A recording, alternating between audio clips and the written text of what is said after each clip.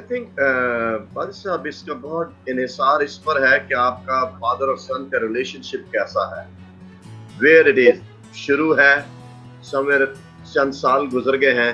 जितनी ज्यादा डेप्थ इस रिलेशनशिप में होगी उतना ज्यादा ट्रस्ट होगा और उतने ज्यादा बेनिफिट्स मिलेंगे। Number one, if you're really son of your spiritual father, number one, you must catch his anointing sooner or later. Must.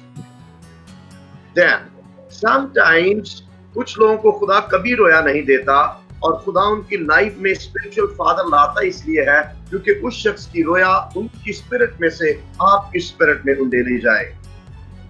So there are many benefits. I don't know where I should finish and where I should. लेकिन इसके अलावा then there are many times in a life.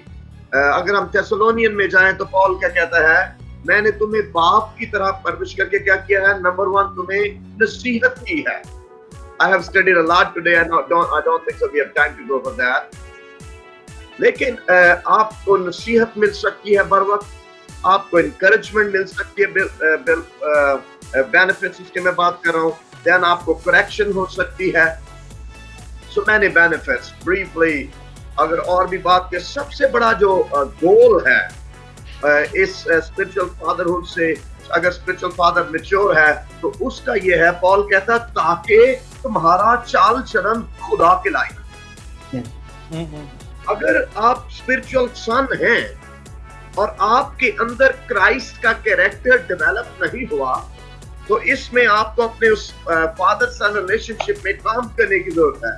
हो सकता है आपने submit नहीं किया, हो सकता है जिस शख्स को आपने फादर बनाया है वो आपका स्पिरिचुअल फादर ही नहीं। So I think character is the main goal. अगर आपका कैरेक्टर क्राइस्ट जैसा नहीं बन रहा तो I think this is the greatest major और टोटल सबसे बड़ा फायदा यह है, you must become day by Christ like. मैं तो ये भी मिन्नत करूंगा जितने स्पिरिचुअल सन बनते हैं अपने फादर को अपनी फैमिली लाइफ में बोलने दीजिए।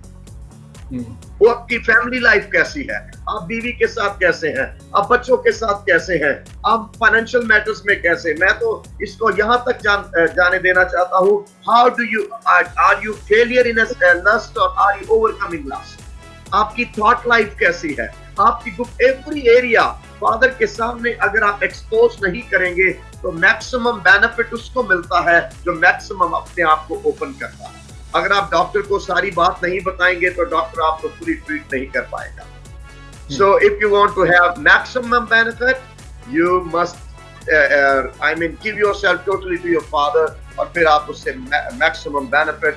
मेरी दुआ है कि आप अपने स्पिरिचुअल फादर से कम मसीह के किरदार की मसीह के किरदार या क्राइस्ट लाइकनेस जो है उसी की मानंद बनना जरूर सीखना आना चाहिए और आपने चुनना भी उसको है जो मसीह की मानंद है। God bless you.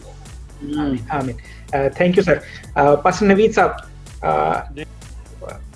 आप इन्हीं बातों को इंडोर्स करना चाहेंगे, कुछ ऐड करना चाहेंगे?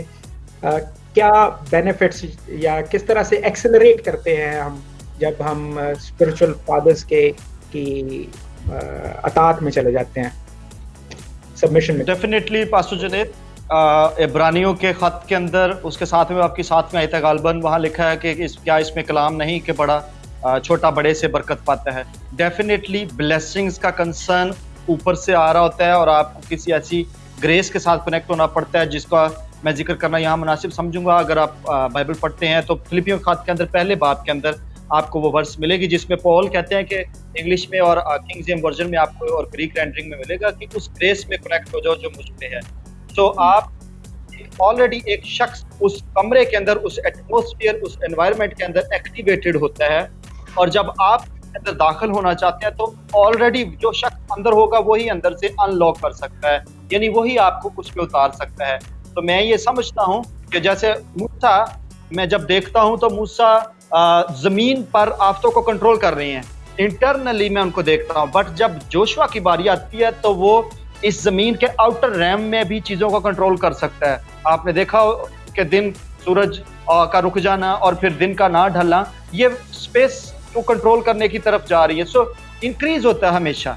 अगर आप टाइम वेस्ट करना चाहते हैं कि आप कहें कि मैंने अपना रोड कंस्ट्रक्ट करके मैंने फैसलाबाद जाना है लाहौर से, तो फिर आप टाइम वेस्ट करेंगे। एक शख्स ऑलरेडी रोड कंस्ट्रक्ट कर चुका हुआ है, आप टोल पे करते हैं और then you travel on that, या आप बीमार पड़ते हैं तो आप डॉक्टर के पास जाते हैं, you pay the fees and you take the prescriptions, या आप खुद से जाकर एडमिशन नहीं लेते कि फार्मासिस्ट आप बनेंगे अब आप जाकर दवाई खाएंगे। So don't waste your time, go and ask God and choose your father, ताकि आपको टाइम वेस्ट ना हो और आप उन सब चीज़ों में ग्रो कर सकें जिनमें ऑलरेडी वो शख्स ग्रो है। वो आपको शॉर्टकट्स भी बता सकता है। मैं एक दिन कलाम सुना रहा था पास्टर जुनैद, और एकदम से मैंने बोला कि even your mother can, spiritual mother can tell you the shortcuts कि कैसे ब्लेसिंग्स रिसीव कर सकते हैं। याकूब को उसकी माँ ने शॉर्टकट दिया था।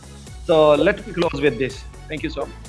जी, thank you pastor. Mubashir Sabir साहब, would you like to add anything? मुझे बहुत खूबसूरत बात लगी एक पासर जावेद साहब ने कही कि anointing जो है आपको अपने spiritual father की sooner or later आपको लेनी है, और जो इससे ज़्यादा important वो ये थी कि बहुत से ईमानदार जो हैं जब उनके पास कोई विजन नहीं होता, रोया नहीं होती, they follow the vision of their spiritual father। मैं एक एग्जाम्पल मेरे दिल में आई तो मैं सोच रहा हूँ उसे शेयर कर दूं। हम सब रेनहार्ड बॉन्के साहब को जानते हैं, और अभी Daniel Kolenda is following the same vision of his spiritual father. तो मुबश्शिर साबिर साहब, how would you like to add और address this subject, benefits of spiritual fatherhood और बेनिफिट्स ऑफ बीइंग फादर्ड? जी सर जी, मैं एक तो इसी बात को कि रूहानी आलम के अंदर जो बरकतें हैं वो एक स्पिरिचुअल डीएनए के थ्रू ट्रैवल करती हैं। एक बाप के ज़रिया से बेटों के अंदर बरकतें जो हैं वो ट्रैवल करती हैं, वो फ्लो होती हैं। अब मैं 2-3 चीज़ों का यहाँ पे जिक्र करना चाहूँगा। एक तो ये कि मलाकी नबी के सहीफे में लिखा है, उसके आखिरी बाप की आखिरी 2 आयत हैं, और वहाँ पे लिखा है कि खुदावंद के बुजुर्ग और होलनाक दिन के आने से पहले मैं एलिया नबी को भेजूंगा, और वो इस असाइनमेंट के साथ आएगा कि वो बेटे का दिल बाप की तरफ और बाप का दिल बेटे की तरफ। तो इन सबसे पहले आखिरी दिनों के अंदर इस बात की ज़रूरत है कि सनशिप और फादरहुड को प्रमोट किया जाए और इसको समझा जाए। रूहानी जो यतीमी है ये सिर्फ और सिर्फ तबाह करती है, और सिर्फ आपको नहीं, बहुत सारे औरों को तबाह करती है। अब फादरहुड का जो पर्पस है और जो इसकी इंपॉर्टेंस है वो नर्चर करना है, वो आपकी तरबियत करना है, वो आपको ग्रो करना है।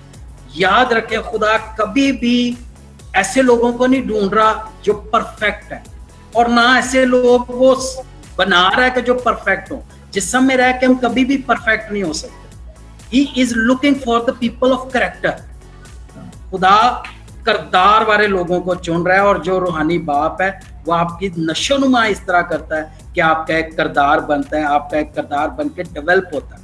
और आप और एक बाप का ताल्लुक जो करैक्टर बिल्डिंग है वो ये है कि वो हमको मसीह के हम शक्ल बनाता चला जाता है, और उसकी तरबियत से, उसकी बातों से, उन रेवलेशन से, उस अनॉइंटिंग से हमारी कांट छांट होती चली जाती है। हम उस करेक्शन को कबूल कर रहे होते हैं और उसके साथ साथ हम बढ़ते चले जाते हैं।